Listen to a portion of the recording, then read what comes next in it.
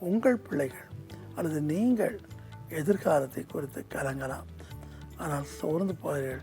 கர்த்தர் உங்களை சிருஷ்டித்தார், உங்களை படைத்தார். அவர் உங்களோடு கூட இருப்பார்.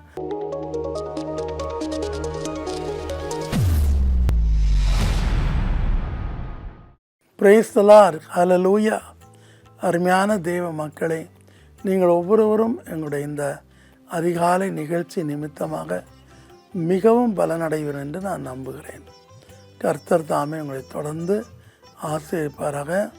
உங்கள் நண்பர்களுக்கும் உங்களுடைய அயலத்தாருக்கும் உங்களை நேசிக்கிற உங்கள் ரிலேஷன் எல்லாருக்கும் இந்த நிகழ்ச்சியை நீங்கள் அறிமுகப்படுத்துங்கள்.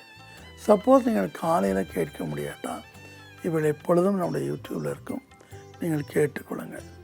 இன்றைக்கு கர்த்தர் உங்களோடு கூட பேசும் காரியம், உன்னை சிருஷ்டித்தவரும் உன்னை உருவாக்கினவருமாகிய கர்த்தர் உங்களை பார்த்து பயப்படாதே என்று சொல்கிறார். பயப்படாதே, உங்களை உருவாக்கினவர் சிருஷ்டித்தவர்னு சொல்கிறார். பயம் என்பது பொதுவாகவே எல்லாருக்குமே வரும். விசேஷமாக இந்த காலத்தில் எல்லா இடத்திலும் பயங்கரமான மழைகள், பயங்கரமான தீ விபத்துகள், நிலச்சரிவுகள், பயங்கரமான வெள்ளங்கள், இவைகள் உலகத்தை ஆட்டி படைப்பதை நாம் பார்க்கிறோம். இவைகள் கடைசி காலத்தில் அதிகரிக்கும் என்று வேதம் திருவுளம் பற்றுகிறது. இப்படிப்பட்ட நிலையில் சாதாரண மக்களுக்கு பயம் இருக்கதானே செய்யும். குடிசையில், ஓலை குடிசையில் வாழ்பவர்கள் மற்றும் அதிக வசதி இல்லாத மண்ணால் செய்யப்பட்ட, சுவற்றில் செய்யப்பட்ட இடங்கள் வாழ்பவர்கள் மற்றும் பலரும் பல விதங்களில் பயப்படுகிறார்கள். தெருவில் போகிற கார், தெருவில் போகிற வண்டிகள் மீது மரங்கள் இடிந்து மரங்கள் அப்படியே வெட்டப்பட்டு விழுகிறது. இந்த ஆபத்தில் நாம் தினமும் பார்க்கிறோம். ஆனாலும் என் அருமையான தெய்வ மக்களே, சிருஷ்டிப்பை உருவாக்கின கர்த்தரிடத்தில் உங்கள் நம்பிக்கையை வையுங்கள். வேதம் சொல்கிறது, சங்கீதம் 56:3, நான் பயப்படும் நாளில் உம்மை நம்புவேன். இயற்கைகளை குறித்து நீங்கள் பயப்படவே வேண்டாம். சமீபத்தில் ஒரு குறிப்பிட்ட பெரிய நாட்டில், ஒரு குறிப்பிட்ட ஸ்டேட்டில் பயங்கரமான தீ விபத்து ஏற்பட்டது. உங்கள் எல்லாருக்கும் தெரியும் அதை குறித்து. அதை அணைக்கவே முடியவில்லை. அச்சமயத்தில் தீ எங்கும் பரவி கொண்டிருக்கும் போது ஒரு சாதாரண வீட்டில் ஒரு வயசான மக்கள் இருந்தார்கள். அந்த மக்கள் வழக்கம் போல காலையில் எழுந்து ஜெபம் பண்ணி பாட்டு பாடி ஆண்டவரை துதித்து பிற்பாடு தங்களால் இயன்ற வேலையை செய்து சம்பாதித்து வந்தார்கள். அவருடைய சுற்றிலும் வார்கோதுமை வயல்கள் இருந்தது. அவைகள் சீக்கிரமாய் தீப்பிடித்து விடும். ஆனால் பாருங்கள், அவருடைய சுற்றிலும் எல்லா பெரிய பெரிய மாடிகளெல்லாம் தீ விபத்தில் விழுந்து மடிந்தன. ஆனால் இவருடைய வீட்டிற்கு மாத்திரம் தீ வரவே இல்லை. காரணம், அவருடைய வீடு கர்த்தருடைய நாமத்திலே தூதர்களால் காக்கப்பட்டது. எல்லாரும் மிகவும் ஆச்சரியப்பட்டார்கள். அதுபோல தான் இன்றைக்கும் கர்த்தர் உங்களை இயற்கை ஆபத்திலிருந்து பாதுகாக்க வல்லவராயிருக்கிறார். இரண்டாவது பயம், எதிர்காலத்தை குறித்த பயம். எதிர்காலத்தை குறித்த பயம். ஆதியாகமம் 46:3 யாக்கோபு தன்னுடைய எதிர்காலத்தை குறித்து கலங்கினான். காணாமற் போன யோசேப்பு அந்நிய நாட்டிற்கு சென்று அங்கே பெரிய பதவிக்குள்ளானான். அவன் தன்னுடைய ஒட்டகங்கள் மற்றுமான கோவேறு கழுதைகள் இவனையெல்லாம் அனுப்பி தன் தகப்பனை அங்கு வர சொல்கிறார். அந்நிய நாட்டிற்கு வர சொல்கிறார். ஆனால் தகப்பனும் அஞ்சுகிறார், கலங்குகிறார். என்ன செய்வேன் என்று கலங்குகிறார். அதே போல தான் ஏசா அவனுக்கு விரோதமாய் வந்த போதும் அவன் கலங்குவதை நாம் பார்க்கிறோம். அந்த சமயத்தில் ஆதியாகமம் 46:3 கர்த்தர் யாக்கோபை பார்த்து, பயப்படாதே, அந்நிய தேசத்திற்கு நீ போனாலும் அங்கேயும் நான் உன் கூட இருந்து உன் ஜனத்தை பெருக பண்ணுவேன் என்று சொல்கிறார். என்னுடைய இள வயதில் நான் முன்பின் தெரியாத இடத்திற்கு வந்தேன். ஊரகம் என்றால் என்னவென்று எனக்கு தெரியாது. ஒரு காம்பவுண்ட் வாருக்குள்ளே கனத்த தவளை போல இருந்தேன்.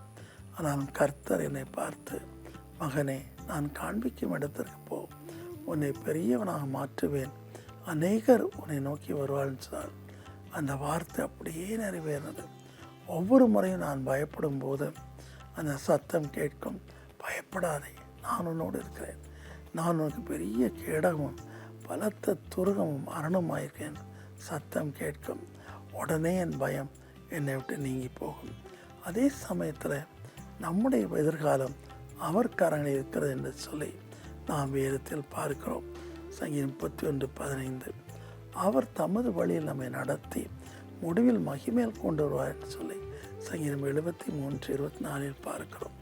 எனக்கு அருமையான தேவ பிள்ளைகளே, உங்கள் பிள்ளைகள் அல்லது நீங்கள் எதிர்காலத்தை குறித்து கலங்கலாம். நான் படித்து முடித்திருக்கிறேனே, நான் இவ்வளோ தூரம் எக்ஸ்பீரியன்ஸ் ஆகிருக்கிறேனே, எனக்கு இன்னும் வேலை கிடைக்கவில்லையே, என்னுடைய பரீட்சையின் ரிசல்ட் எப்படி இருக்கும், நீட் எக்ஸாம் ரிசல்ட் எப்படி இருக்கும், இப்படியெல்லாம் நீங்கள் கலங்கலாம். ஆனால் சோர்ந்து போகிறீர்கள். கர்த்தர் உங்களை சிருஷ்டித்தார், உங்களை படைத்தார். அவர் உங்களோடு கூட இருப்பார். உலகத்தின் முடிவு பரியந்தம் இருப்பார். அவர் ஒருபோதும் கலங்கார்கள், பயப்படார்கள். மூன்றாவதாக, திடீரென்று வர வியாதிகள் நம்மை பயமுறுத்துவது. திடீரென்று வைத்தியர்களால் குணமாக்க முடியாத வியாதிகள் நம்மை பயமுறுத்தும் போது குடும்பம் என்ன ஆகுமோ என்று கலங்குறோம்.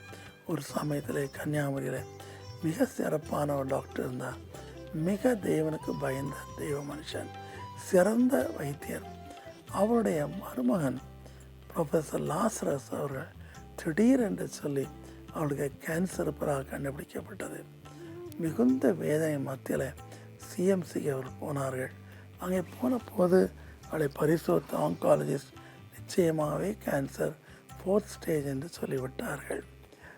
இளம் பிள்ளை குழந்தைகள் என்ன செய்வது? டாக்டர் சைமனுக்கு ஃபோன் பண்ணார்கள். அப்பொழுது கடைசியாக இருந்தாலும் ட்ரீட்மெண்ட் முன்னாடி இன்னொரு ஸ்கேன் எடுப்போம் என்று சொல்லி அவள் சொன்னார்கள்.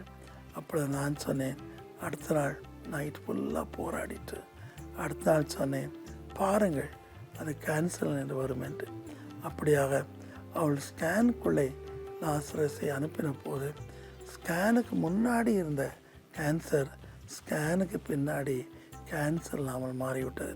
அவர் இன்னும் உயிரோடு இருக்கிறார், ஆண்டுக்கு சாட்சியாக இருக்கிறார், பெரிய யூனிவர்சிட்டியிலே பெரிய ப்ரொஃபஸராக இருக்கிறார். அதற்கு பிற்பாடும் ஒரு குழந்தை பிறந்தது. அவை உங்கள் வியாதியின் சமயத்தில் கர்த்தர் உங்களோடு இருக்கிறார். கடைசியாக அருமையான தெய்வ ஜனமே, கிறிஸ்தவர்களுக்கு விரோதமாய் அவருடைய பிள்ளைகளுக்கு விரோதமாய் அநேகர் இன்னும் கொடுமையான முறையில் அவளை தாக்கி கொண்டிருக்கிறார்கள், வேதனைப்படுத்தி கொண்டிருக்கிறார்கள், சிறையில் அடைக்கிறார்கள், அவளை கொடூரமாய் கொலை செய்கிறார்கள், மானப்பங்குப்படுத்துகிறார்கள், என்னென்னவோ செய்கிறார்கள். இதே போலதான் சவுலும் சபையின் மீது சீறி பாய்ந்து சபையை துன்புறுத்தினான் வேதம் சொல்கிறது. அங்கே தீர்க்கதரிசி அனனியா மிகவும் கலங்கினான் என்று நாம் பார்க்கிறோம். அந்த அனனியாவோடு சேர்ந்த மக்கள் சவுல் வருவார் என்று சொன்ன உடனே மிகவும் பயந்தார்கள். அந்த சமயத்தில் அவள் ஜெபத்தை கர்த்தர் கேட்டு சவுல் சீறி பாய்ந்த சவுலை வரும் வழியிலேயே அவனை மாற்றி விட்டார். முள்ளில் உதைக்கிறது உனக்கு கடினமாம் என்று ஒரே ஒரு காய்ச்சலே அவனுடைய வாழ்க்கை முழுவதும் மாறி பின்னாடி இயேசுக்காக தன்னுடைய உயிரே கொடுக்கும் அளவில் அவனை மனந்திரும்ப வைத்தார். இதுபோல தான் கர்த்தர் தம்முடைய பிள்ளைகளும் செய்வார். அன்பின் கர்த்தாவே, இன்றைக்கும் கூட அன்பு பிள்ளைகள் எதற்காக பயப்படார்களோ நமக்கு தெரியாது. என்னென்ன காரியத்திற்காக பயப்படார்களோ நாம் அறியோம். இருந்தாலும் கர்த்தாவே மனம் இறங்கி அவருடைய பயத்தை நீக்கி போடும். அப்பா, உலகத்தையும் வானங்களையும் படைத்த தேவன் நம்மோடு இருக்கையில் நாம் ஏன் வெள்ளத்திற்கு பயப்பட வேண்டும்? நாம் ஏன் புயலுக்கு பயப்பட வேண்டும்? நாம் ஏன் எதிர்காலத்தை குறித்து பயப்பட வேண்டும்? நாம் ஏன் சடுதியான ஆபத்தை கொண்டு பயப்பட வேண்டாம் அப்பா. நெருப்பின் மத்தியில் சாத்ராக் மேஷாக் ஆபேத்நேகோவுக்கு காட்சியளித்த தேவன் உம்முடைய பிள்ளைகளுக்கும் காட்சியளிப்பீர். அவளுக்கு பலத்த கேடகமும் அரணுமாயிருப்பீர். அவர்களை ஒருபோதும் நீர் கைவிடவே மாட்டீரப்பா. இன்று இந்த பிரார்த்தனை கேட்கிற ஒவ்வொருடைய பயத்தை நீக்கி அவருடைய வாழ்க்கையில் மிகப்பெரிய அற்புதத்தை செய்யும். அவருடைய எதிர்காலத்தை ஆசீர்வதியும். பயமுறுத்துகிற எல்லா விதமான தீமைகளுக்கும் வியாதிகளுக்கும் அவளை விலக்கி காத்து கொள்ளும். பயமுறுத்துகிற சத்துருக்களின் கலந்து அவளை விடுவித்தள்ளும். ஆசீர்வதியும். இயேசுவின் நாமத்தில் வேண்டிக் கொள்கிறேன் பிதாவே. ஆமேன், ஆமேன். கர்த்தர் தாமே உங்கள் பயத்தை நீக்கி உங்களை ஆசீர்வதிப்பாராக.